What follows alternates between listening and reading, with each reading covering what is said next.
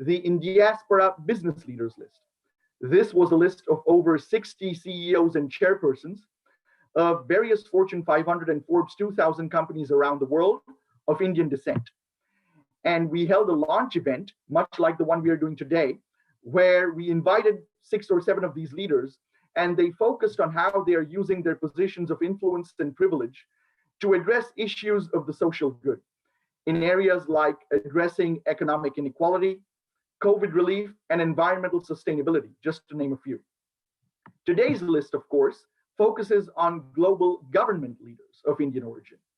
And we will be carrying forward this effort in later parts of this year and beyond, launching lists of the Indian diaspora in different professions, such as philanthropy, academics, so on and so forth. Now, right now, today, we will be starting out with a launch video, after which you will hear the remarks of our founder, M.R. Rangaswamy. And then there will be a panel, a very eminent panel of government leaders and policy experts from around the world, followed by a moderated Q&A session. Our event is an hour long and ends at 12 noon US Eastern Time. So with that, I'd like to now formally and officially unveil the Indiaspora Global Government Leaders List 2021.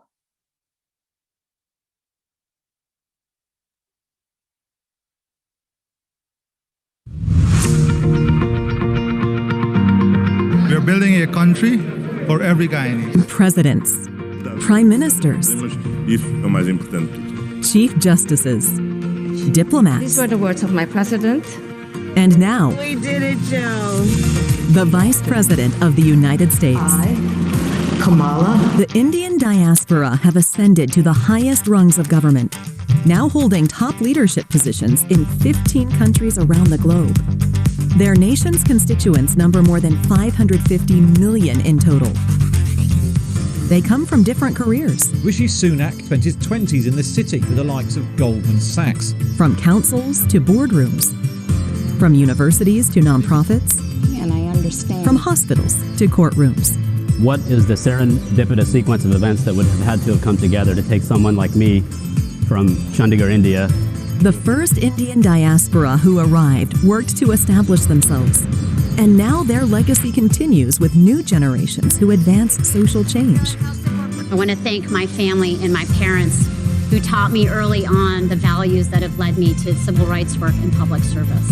Whether civil servants, appointees, and I stamp every cigarette box in America, or elected officials, these leaders set new benchmarks. We've got the godmother of Congress, Pramila Jayapal, got the godfather of the Indian American community, Bera. They tackle tough issues, both domestically and globally, improving lives for posterity. A source of pride for Indians everywhere, they forge ties across borders and create cross-cultural impact. Happy Onam. Onam is one of the most important festivals for our community. These changemakers have reached new heights and are blazing a trail for more leaders to come. Indiaspora's 2021 Government Leaders List. More than 200 of today's top leaders in government.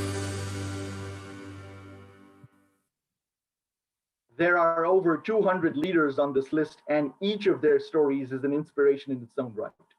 But I'd now like to turn it over to Indiaspora founder M.R. Rangaswamy, who I know wants to share a few thoughts and details about the list with you. M.R.?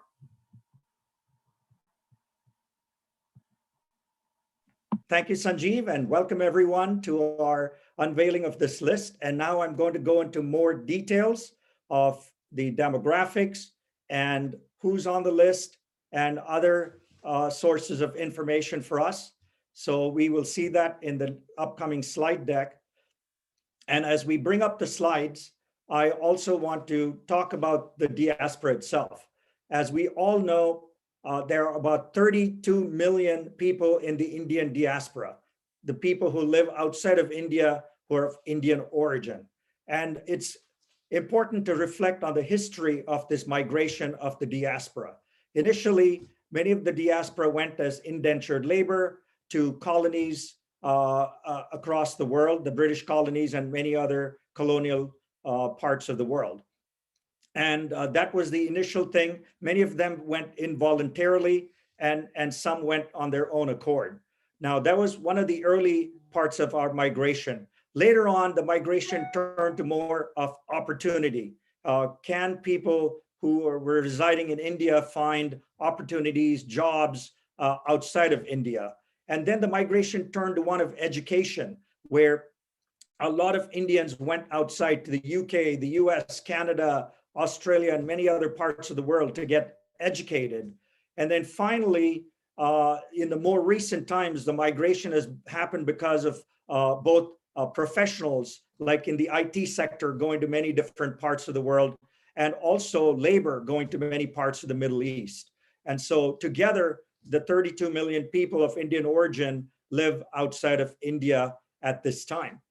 And the reason we decided to do this list at this point was the milestone moment in the US when a woman was sworn in as Vice President of the United States. And she happened to be the daughter of an immigrant from India. So we thought this would be a great time to shine a spotlight on the dedication to public service that the diaspora have given across the globe. And that's the reason why we're having this today on President's Day in the United States, as the US is probably one of the newest parts of the diaspora, with about 4 million people now living in the US, consisting of about an eighth of the population of the diaspora. So let's look in more detail about the list itself. We have breadth and depth of leadership. You can see people who are heads and deputy heads of government. We have cabinet ministers and diplomats, chief justices, federal legislatures, and other leaders, as well in the US, federal, state, and local leaders. So it's a very comprehensive list that we have published, and it shows the breadth and depth of the level of engagement our diaspora is according throughout the world. And moving on to the next slide here, we can see the geographic dispersion. We are in every continent in the world except for Antarctica. The Indian diaspora has become very successful and is really manifesting itself in 6 continents throughout the world. And when you see the next slide, you'll see much more of the detail of the diaspora itself. And you'll see that besides being in cabinets and diplomats and other parts of civil society, the officials here represent 587 million constituents in their respective countries. And the countries they reside in account for an estimated 28 trillion in gross domestic product. And so where do you find these lists? I think you'll see, you can go to the indiaspora.org website, or you can go simply to lists.indiaspora.org. And now we're going to show you actually the live list from our website.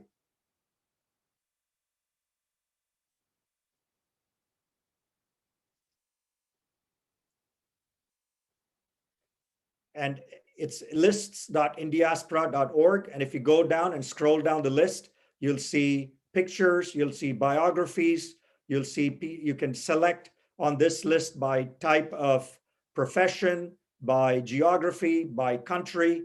And so we hope all of you will get an opportunity over the next few days and hours to both look at the list, feel the pride of our community, but also tell all other diaspora in the world about this list, so that we can all collectively take joy in sharing the accomplishments of our diaspora.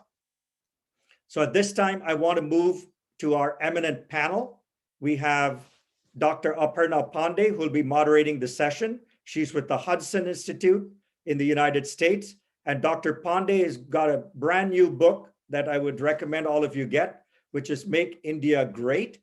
And joining Dr. Pandey is Dr. Bera. He's actually a medical doctor who gave up his medical practice to join the US government as the longest serving congressman in the United States Congress. We have Dr. Bera, who's also recently been given the chairmanship of a committee on foreign affairs. We also have Ambassador Dr. Niermala Badrising, who used to be the foreign minister of Suriname, of the country of Suriname, and now she serves as the ambassador of Suriname to the United States. Welcome, Dr. Ambassador Badrising. And we also have from the United Kingdom, Lord Dolar Popat. Lord Popat came from Africa. He migrated again once his family had migrated to Africa. He then migrated to the United Kingdom, was a very successful businessman, and now he's a Lord of Conservative Heritage in the United Kingdom. So welcome to all of you, and I'm going to turn over the event to Dr. Pandey. Thank you so much, Mr. Rangaswamy, and also thank you to Indiaspora for inviting me to moderate this panel of eminent members of the Indian diaspora. So I'll jump right in because I'm sure people around the world are interested in knowing and hearing from the diaspora, not from me. My first question actually is addressed to Chairman Bera. Chairman Bera, what is it that led you to enter the field of politics? As we've heard, you are a medical doctor and a former public health official. Could you inform the audience that what drove you to enter the political arena? Sure.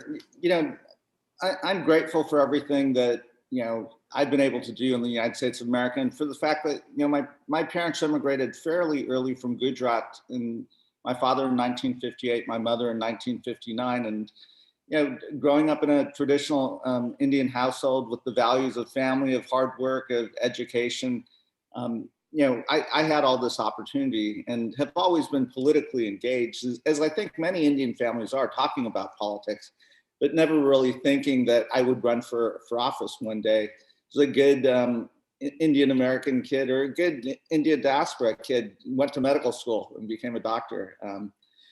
But, you know, I was involved in Barack Obama's 2008 campaign, and, you know, saw the promise of, you know, that campaign of bringing the country together. Obviously, we're still working on, you know, healing some of the divisions in the country, but, you know, decided to put myself out there and run.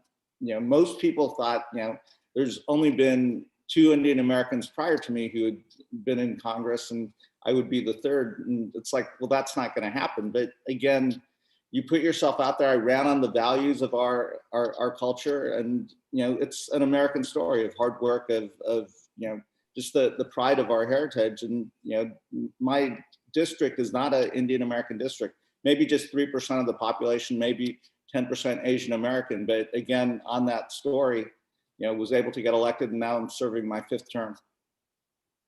Thank you, Chairman. I'll come back to you, but I'd like to sort of, you know, ask Lord Popat.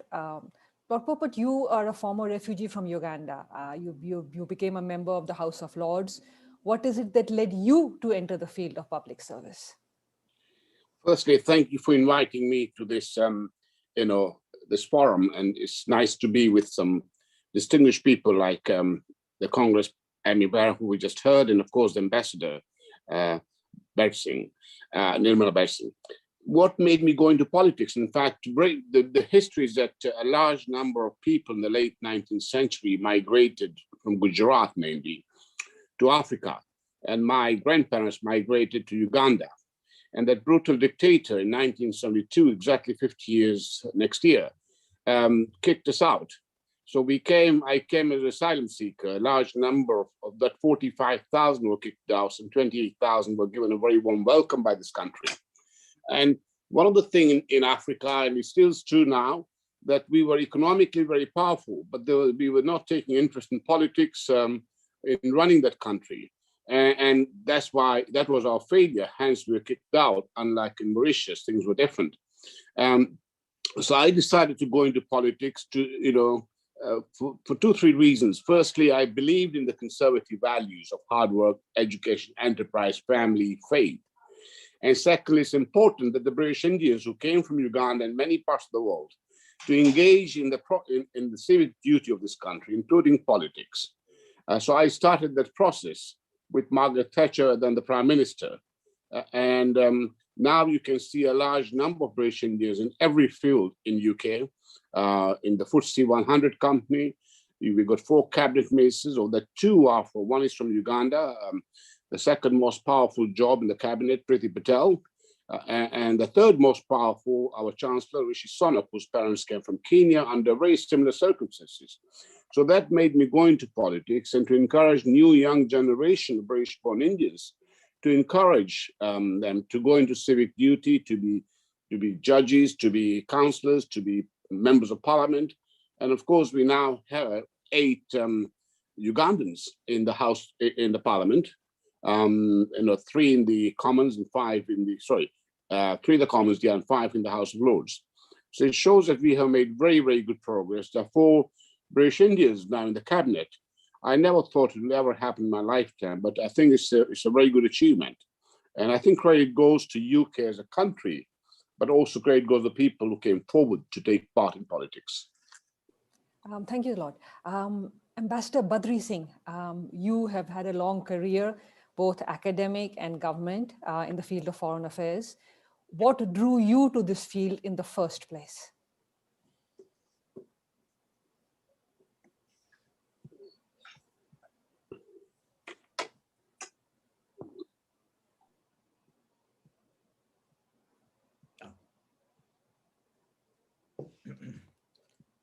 You're on mute, Ambassador. Ambassador.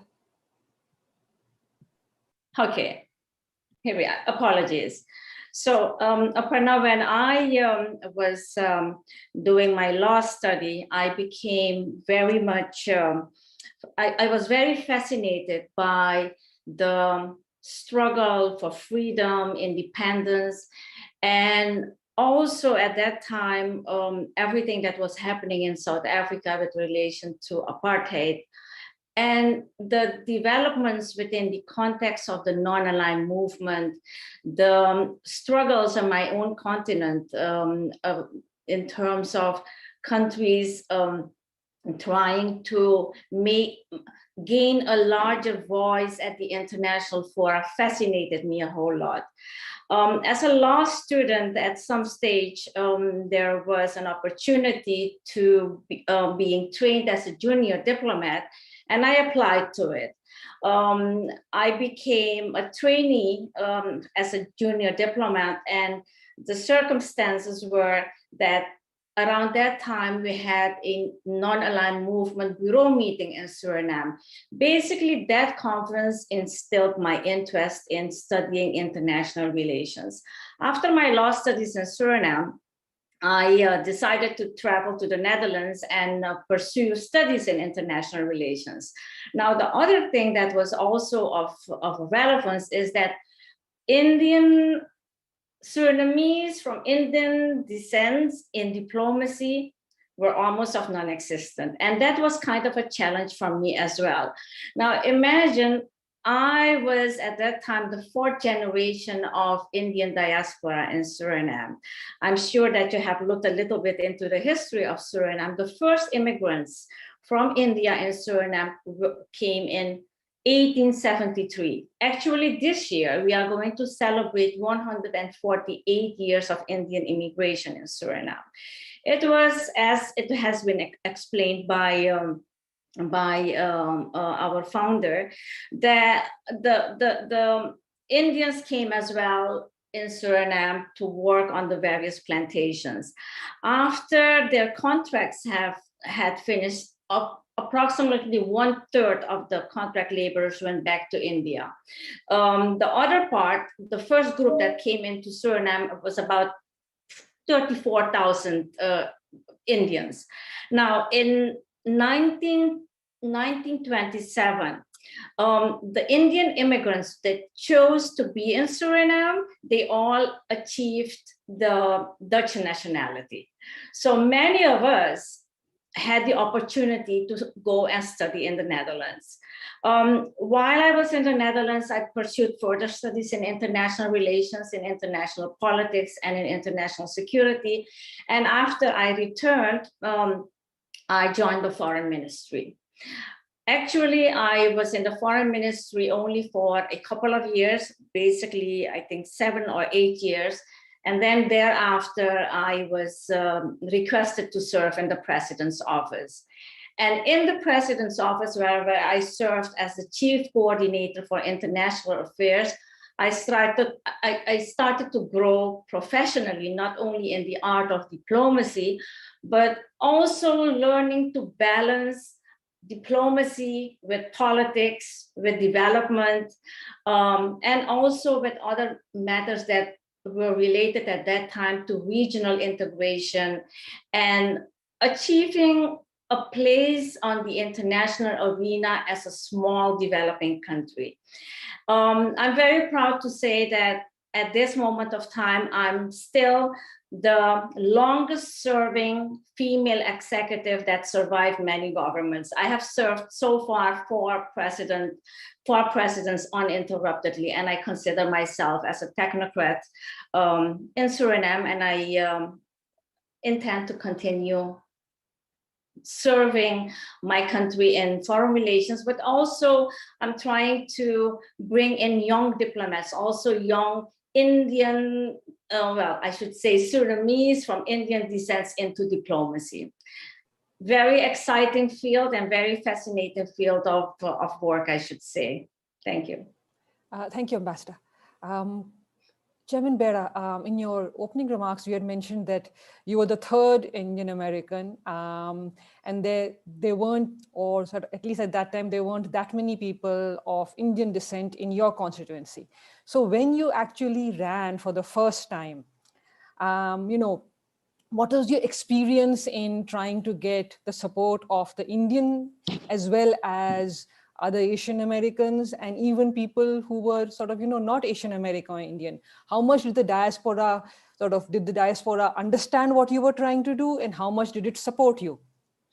It was, not having many people involved in politics. I think a lot of people scratched their head and looked on in wonderment. But, the diaspora did come out to support financially, certainly. And that you've watched that develop over the past decade, since I first ran.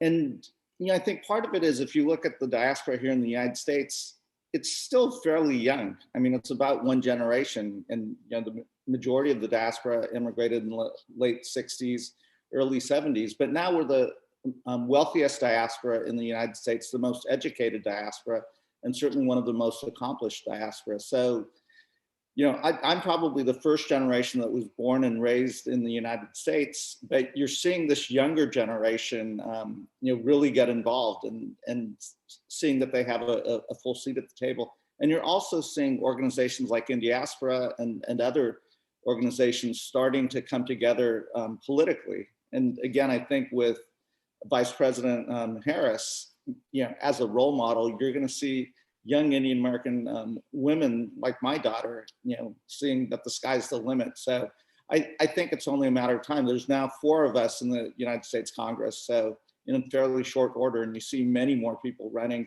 and you also see the diaspora, understanding the importance of politics.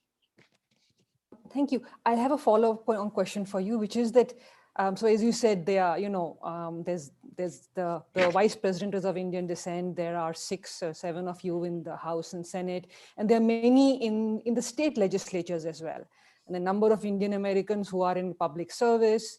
So for the young people who are watching this event today, who are still in college or about to enter college, and they are keen to follow you or follow Vice President Harris, what piece of advice would you give them? I would say get involved. I mean, and don't be afraid. Again, when I first ran, nobody thought I could get elected, but you go out there, apply the same things you do in academics and business, work hard, put your head down. But I would also say run on the values that you were raised with, values of family, of education, of hard work, of giving back to a community. Those are traditional Indian values that we were raised with, but there are also values that will work in any country, and that are aspirational values. And I always ran on my family's story. I never tried to underplay the story, because again, I think it's the story of the diaspora is a great story of success. Thank you, Chairman. Lord Popat, as you mentioned, there are several people of Indian origin who are playing a role in politics, including the Conservative Party.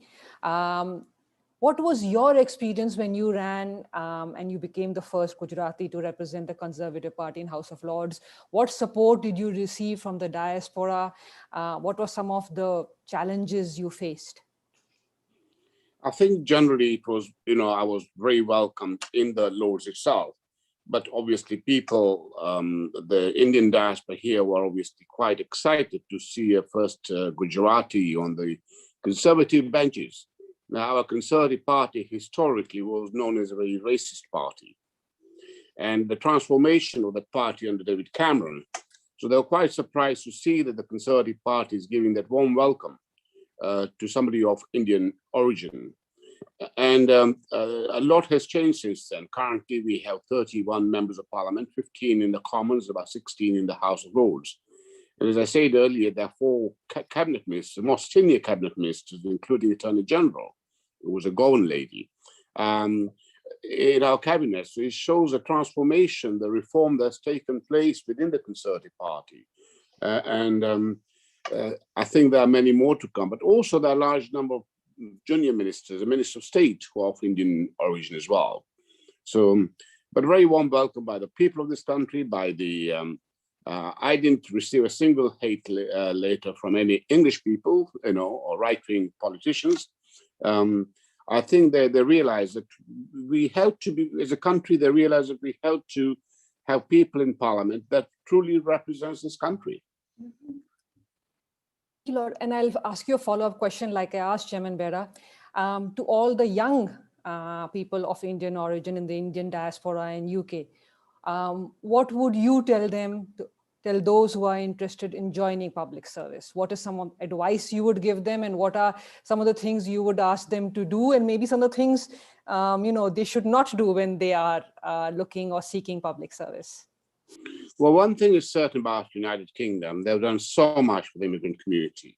The Indian community as a whole here have benefited. There are amazing entrepreneurs, a country that gives you opportunity. As long as you work hard, engage, integrate. Integration is key. The diaspora community that have failed, people like Syrians and others, is because of lack of integration. And these are well integrated, born here, highly educated. In my days, and when we first came here, most important thing was to have a roof over our head and have a job. Now these guys are all well-to-do, and there's nothing better. A better challenge for them is to enter into civic duty. And so this country has done so much. And the best thing this country has done to us, frankly, is given one of the best education to our children. And therefore go out, engage, do a civic duty out of love for the country. Remember that those very children say, wow, the circumstances under which our parents came here, many from India, from Kashmir, Kashmiri Brahmins, for example, who were given a warm welcome here. That this country has done so much for our parents, we want to do something in return for this country. Hence, they engage in civic duty, in voluntary organization, becoming judges, becoming school governors, some as councillors, and some as members of parliament. So they have a great future. Plus, I would say one thing, we are super bright people as well, and very adaptable. That's all this advantage. In fact, the Congressman quite rightly say those values of adaptation, we integrate quickly and we adapt to new ways of life. Thank you, Lord. Ambassador Badrising, you have had an amazing career. I mean, you talked about how you were among the first person of Indian Surinamese descent who was in the foreign service. You have spent a large part of your career as part of the government. My question to you is twofold. One, to all the young women who are watching you right now, anywhere in the Indian diaspora. So Indian diaspora has shown that women have played a role everywhere they have gone. But what would you recommend to the young girls watching you who would love to maybe follow you? Join diplomacy and rise to the top level, or join public service and become Minister of Foreign Affairs. What would you recommend to them? And the second is, to what extent did the Indian diaspora, Indian Surinamese, I believe, are the largest ethnic group in the country, if I'm not mistaken. Mm-hmm. So to what extent did you get support from the Indo-Surinamese in your career? Thank you. And let me start with the first one. I think that goes for whatever discipline of work you choose. Love what you do. Make sure that you are well equipped for that job. So as the other members of the panel indicated, make sure that you study, make sure that you strive to be the best in what you want to do. Learn from the experience of others.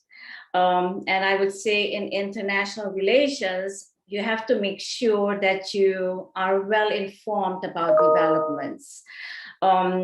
Because in international relation and in international politics, things are evolving on an hourly, daily basis. So being well informed, being well read, and being able to make proper analysis will make you stand out. The other thing that I would definitely encourage young women to enter the field of diplomacy, international politics, and international relations is make sure that you are committed to the purpose of it. At the end of the day, if you join the foreign service of your country, you have to realize that what matters is to serve the national interests of the country in various areas. Because you have to deal with bilateral issues, but you also have to deal with multilateral issues. Multilateral issues, they are also evolving from a day-to-day basis, and it's always very challenging. Bilateral, it's easier. It's easier because you have to deal with countries and the areas of cooperation within countries. Again, as I said, study, work hard, excel in what you do, and stand out for being recognized as an expert in the field. Now, with regard to the other question, to what extent I got support from the Indian diaspora, I think I will have to explain a little bit about my own country. Now, Suriname has a population of 550,000. It is true that the Surinamese from Indian descent, they constitute close to 28% of the population.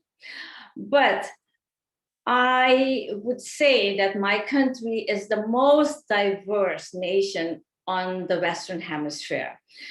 We have various ethnic groups. We have descendants in Suriname from Indonesia, from Africa, from the Middle East. We have a large group of our population is also constituted of people from our neighboring countries. One of the features that really is very unique in Suriname is the level of peaceful coexistence. The social cohesion in my country, I would say, is exemplary. So I would not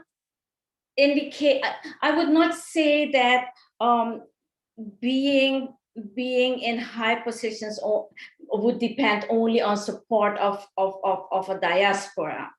I think because of the smallness of the country as well, those who stand out are being considered. And once you have the academic and the professional background of it, you quite often you are being recognized. I mean, in small societies like mine, people would stand out if they excel. I myself, I'm not a member of any political party.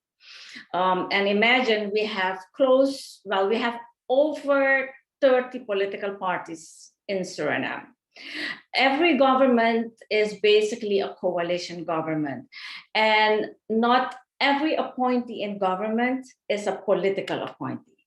There are also technocrats in it. I guess my acceptability in society is also because of the fact that through the years, I have proven to be a trustworthy professional. So I think that's my answer. I don't like to brag about myself, but I think that's the answer I would say, that my technocratic reputation has rendered support from various groups in society. Thank you. I'd like to thank Chairman Bera, Lord Popat, and Ambassador Badrising. I will now be handing it back to Mr. Rangaswamy and Sanjeev for the Q&A, and people are welcome to submit their questions using the Q&A feature. Thank you. Terrific. Thank you, Aparna and the panel. And we have several questions for you coming up from the audience. I'll let my colleague Sanjeev do the honors with the first one. Sure. Thanks, MR. Yes, we do have a few questions coming up from the audience. And as I wait for the audience to kind of populate their questions in the Q&A box, let me just start with one quick question of my own to any of the panelists that would like to address it. This may be of quite some interest to the people watching, and as well as others who will watch this event later via our social media channels and so forth. You've talked eloquently, all the panelists have, about the ascent of the Indian community in their countries in the political realm over time. Can you help educate us a little bit more about what are sort of the training grounds, if there are any schools or nonprofits or institutions, organizations that can help train young Indian diaspora in the political realm in your respective countries or regions that people can know about? So I'll start. Obviously, seeing groups like Indiaspora, develop the AAPI Victory Fund and other organizations like that are actively either helping budding politicians learn how to run for office, but also how to fundraise and supporting those individuals. I think that's certainly helpful. I think all of us have an obligation to be readily available, when folks have questions.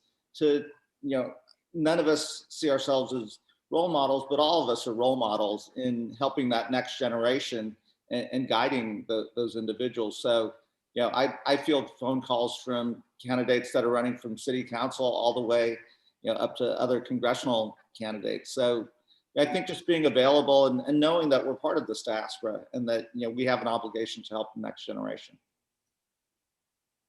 Great. Okay. In fact, it's a very, very good question. It's a very good question, basically. And I must admit, there is very little training given to develop a candidate, but we have a number of ways we do it. Firstly, quite often the workers, interns, I've got one working now with me, so eventually can develop as a good politician. But it's also important that they have, join public bodies, become school governor or something that develops him into, in civic duties.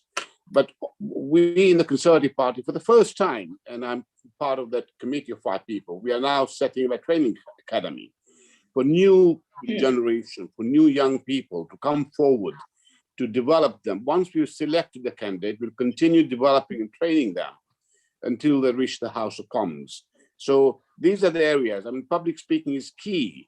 At the same time, having a track record of civic duty is very important, We also advertise for public appointments, and quite often, if we think a candidate is going to be good as a member of parliament, we'll put him into one of the bodies to work, to get an experience, both in political field, but outside politics as well. But generally speaking, I mean, it's a very, very nice question, because there's not much training given to become member of parliament. You grow, you develop once you're in there. You're literally the deep end. And then you got to come out of it and become one. So this is why some of the Indian diaspora politicians have shined out, because they're so adaptable.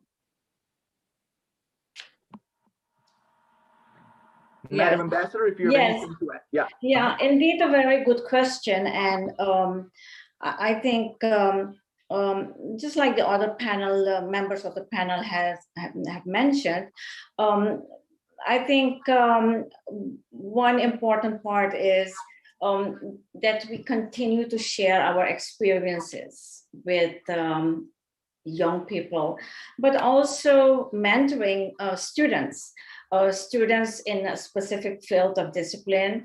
I think it could be of relevance that we provide voluntary mentoring to them, and that would also enable them to be to have that practical orientation as well as to what comes along in a specific discipline. One important element, I think, is also that students, if they have the opportunity, that they travel to various parts of the world where they can experience the various elements of culture, of history of countries, because broadening your horizon in different areas also makes you a better professional, a better human being, and a better participant in the international world. Thank you. There's a question from the audience for Lord Popat, more geopolitical. You know, Africa has had some of these moves in the past to get Indians out of their countries and so forth. So what is going on there now? And it looks like maybe some of the countries are welcoming Indians back. Can you shed some light on the current situation, Lord Popat? Yeah, well, I would say Africa is a young new democracy. They're 50, 60 years old. They've gone through dictatorship, civil war, all that, but things are settling down, and Africa is a continent for the future. Post-COVID, I can tell you now, Africa is a place to be. There's no doubt about that. Africa is on the move, is going to play a much bigger role in the world as time goes by. And, you know, people, the perception people have of Africa is a continent that is begging for help. There's poor, military, dictatorship, tribalism, corruption. But I think things are getting better. You know, young democracy is getting better day by day. I mean, they're 60 years young. We are 800 years old, and we are going through major constitutional crisis. You can imagine. So I think we must look at Africa from a very positive side. Africa is, frankly, I mean, I'm a trade envoy for DRC, Democratic Republic of Congo. It's got the highest number of poor people. But DRC, if you do a search, is the richest country in the world, twice richer than the US. It's got 27 trillion worth of minerals. So we need to help them. We need to work with them and develop their country, you know, and invest in that country. So I think the perception of Africa is so negative by the West. And I think we need to change that perception. As far as the Indian diaspora is concerned, the Africans have realized they need them. They create wealth, they create jobs. They are the ones who pay the highest amount of tax. Uganda, for example, 70% of the economy now is in the hands of Indian diaspora people who pay 92% of the tax to the exchequer. So I think well, any businessman listening to this, I would say Africa is a future for trade and investment. Thank you. Sanjeev? Yeah, absolutely. You know, we have a question that came in from one of the prominent members of our network here in the Washington, D.C. area, Smita Siddhanti, who serves on the global board of the Indus Entrepreneurs TIE, as you may know, and was the president of TIE in Washington, D.C. before. This is a question specifically for Chairman Bera. What change have you seen in the diaspora over time to support candidates of Indian origin? And how would you suggest we specifically increase that support moving forward? Great. I think that's a great question. I'd look at the diaspora in two ways. One, there's the generation that, like my parents' generation, that immigrated here from India. And now there's this growing generation of kids like myself who were born and raised in the United States, who always have seen that they have a seat at the table and, you know, are looking at the world differently. So, you know, the immigrant generation sometimes get caught up in the politics of India and so forth. And the younger generation is really this socially active generation. And I would think about it in two ways. So I do think, you know, you're seeing an evolution as more people get elected. And I think that'll accelerate with Vice President Harris. Historically, you looked at the diaspora from, you know, a potential fundraising perspective, but most of us were not running in districts where you had a large South Asian or even AAPI population, but that's changing as well. When you look at Congressman Rokana, potentially with redistricting, he potentially will be in a majority Asian district. And you're seeing more of those districts start to develop. A candidate that ran in Houston, Shri Kulkarni, again, a large South Asian population.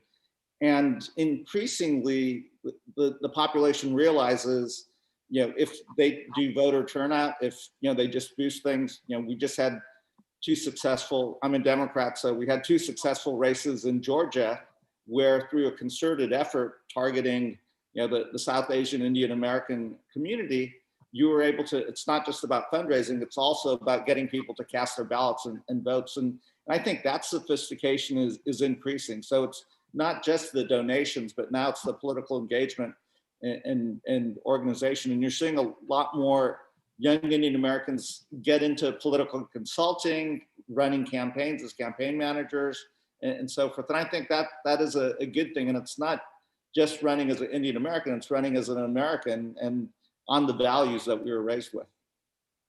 Great. Thank you, Chairman Bera. A question from Jay Challa, one of our Indiaspora members. How are you helping solidify and improve your country's relationship with India and help them develop? And I want Dr. Pandey to first start answering this question a bit because of her new book as well. So maybe Aparna, you can get started and we'll get the rest of the panelists to chime in. Didn't expect that. How sort of, I think it's more applicable to the others than me because I work primarily at a think tank. And so most of my work is sort of, focusing on the India-US relationship and special focus actually on the foreign policy and economic. And so from my point of view, I see myself as in some ways a bridge, somebody who can explain India to the United States and the world and try and explain, the India-US relationship and the US to Indians. Because very often we presume we know how the other system functions. And we presume we will be friends or we will be allies, but sometimes there needs to be somebody who explains the speak. And so that's how I see myself, as somebody who translates for the other side, pitches the importance of the relationship, sometimes shows potential pitfalls, but always keeps saying that it's a very important relationship at the strategic level, but at the people-to-people level. And there, I think organizations like Indiaspora are important because the Indian American community does play a big role in the United States, and the India-US relationship, is a relationship which needs to be nurtured at both ends. Thank you. Thank you. And with the Biden administration, any predictions, anything as to how the relationship is going to go? I think the relationship is going to continue to grow. If you listen to President Biden's own words when he was vice president, he said the US-India relationship could be the defining relationship in the 21st century. And, I would not have thought, where I would show my leadership in Congress would be in the foreign affairs realm. But when I was first elected, I was the only Indian American, and I had more coverage in India than I did here in the United States. So I understood the unique role that I could have in certainly furthering the relationship between the two countries. And one place where Amar, we chatted last week about the synergies between the Jewish American community and the Indian American community. And I know we're going to actively work on bringing those two communities together to both address issues here domestically, but also can we strengthen a trilateral relationship between the United States, Israel, and India, leading democracies in each part of our world, in a way that benefits each of our countries, but also benefits the world. Thank you. And Lord Popat, I know you have a very active Indian population in the UK going back and forth to India. Your thoughts? Correct. We have 1.7 million Indian diaspora living in UK. In fact, the Indian diaspora acts as a living bridge between our great country and India. Our Secretary of State for International Trade, my boss was there last week with Piyush Goyal. In terms of post-COVID, what do we do about trade and investment? Our Prime Minister will be going this year to India. This is the 6th Prime Minister's visit in the last 8 years. Prime Minister Modi will be here for G7 meeting as well. So we have a very strong bond between the two countries, apart from, it's just not trade and investment, it's culture, it's sports, for example. We're doing very well in cricket, as you know. We can't wait to thrash India. I say this because we have, in fact, we have coined the phrase in this country, which I invented myself, proud to be British, proud to be, Indian or Hindu, whatever it is.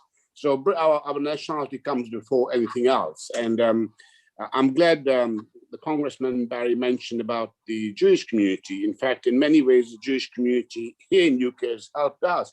We emulated their values, their way of life, their businesses, and we are so well integrated between the two communities and do so well. And this is why you can see the relationship between Israel and India is equally going so well, because there's so much commonality between the two communities. They both came as immigrants here. And look at the strong relation the Jewish community have with Israel. Equally, look at the strong relation British Indian diaspora have with India. So, our values, all this helps. And we, I think we will continue to do so. We're building these bridges, and we, as I said earlier, we have now British Indian diaspora in our cabinet. Thank you. Sorry, go ahead, MR. We had another question, or? Yeah, I think we have time for one last question before we close out the event. There was a specific question from one of the leaders of our network in Minnesota, a gentleman named Ram Gada, and this is specifically for Ambassador Badrising. Madam Ambassador, you addressed this during your remarks, but the question specifically pertains to how are women of Indian descent doing in Suriname in various different fields, whether it's politics, business, education, etc. And on our list, just as preface before you answer, as you know, Madam Ambassador, from our previous conversations before this event today, on our list, we have prominent women from Suriname, such as Minister Kuldeep Singh, Minister Mathura, and indeed Ambassador Kanhai, who is your ambassador to India. So in the political field, it's quite relevant, obviously, and quite evident. But if you can tell us a little more about how Indian women generally are doing in Suriname, that would be appreciated.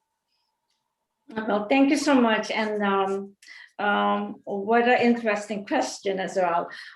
In general, I should say that Indian women are doing very well. They are well educated, well represented in the different branches of government. In Parliament, we have 51 members in Parliament, and the vice Speaker of Parliament is Indian, and we have 13 other members from Indian descent.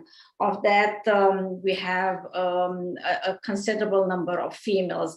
Within the government, we have 8 ministers, and I'm very happy to say that the Minister of Defense is a female, as well as the Minister of Labor, and Youth is also a female.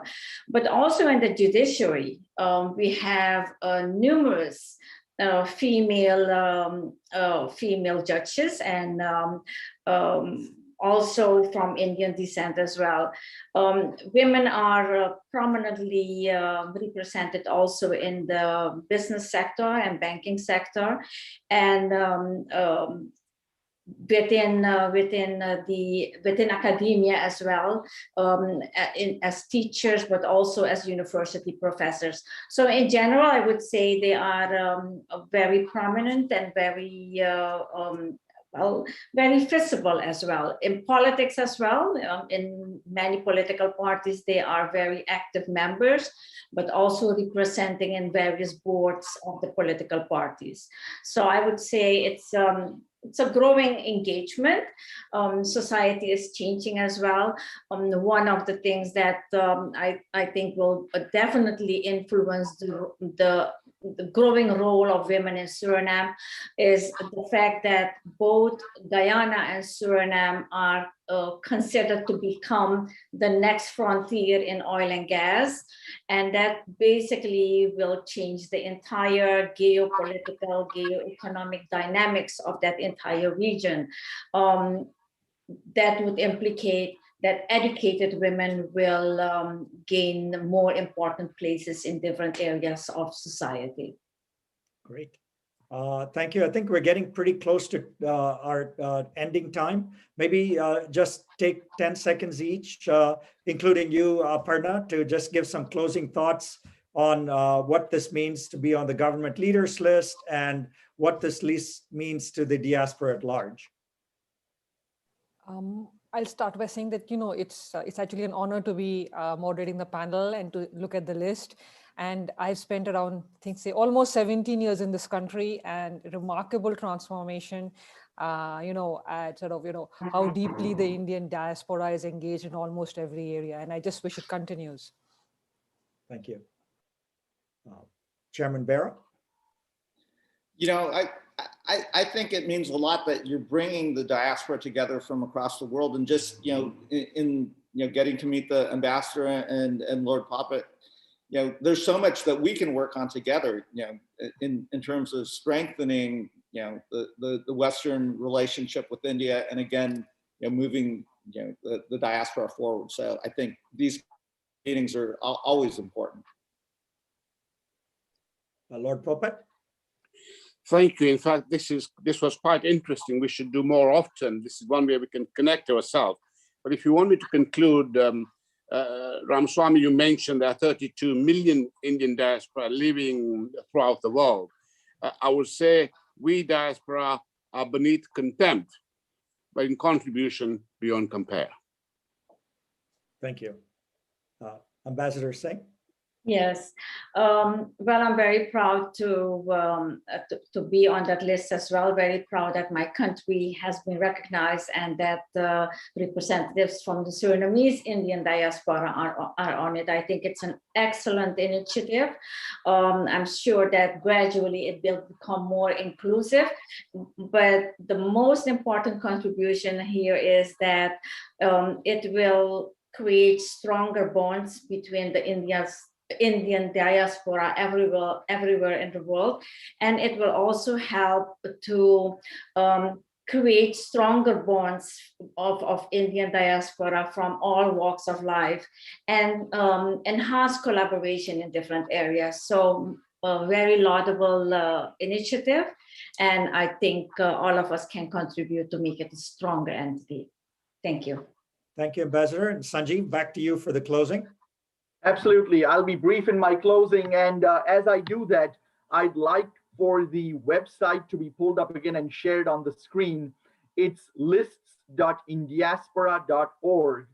And as you'll see, as we are scrolling down, there's not just a wide list of countries, but an impressive array of various headshots of people in various positions. And you can learn more about each of these people and the countries they represent on this website. Well, it's been a fantastic event, so inspirational. Each of you has such fantastic stories and shared such fantastic stories and insights through the course of this event. And we are extremely thankful to Dr. Pandey, Lord Popat, Ambassador Badrising, and Chairman Bera for participating here today. Indeed, we are also very thankful to the audience and the participants on Zoom who gave us their time to be part of this event today and help make it what it is. And last but not least, as I close out, I'd really like to thank my colleagues here at Indiaspora, led by Mansi Patel, our communications director, and including other members of our team, and indeed our interns as well, who have worked very hard over the past several months to gather this list and put it together, and indeed have conversations and email exchanges with so many of the people on this list. It's an honor for us at Indiaspora to compile this list and put this together. And like I was saying at the outset, it's really part of our mission to build bridges among the global diaspora and position the global diaspora as a force for good. And what better way, what better examples than all of the people that are on this list. So thank you so much for watching and attending. Thanks for your time. And with that, we'll close out the event. Thank you, everyone. Thank you.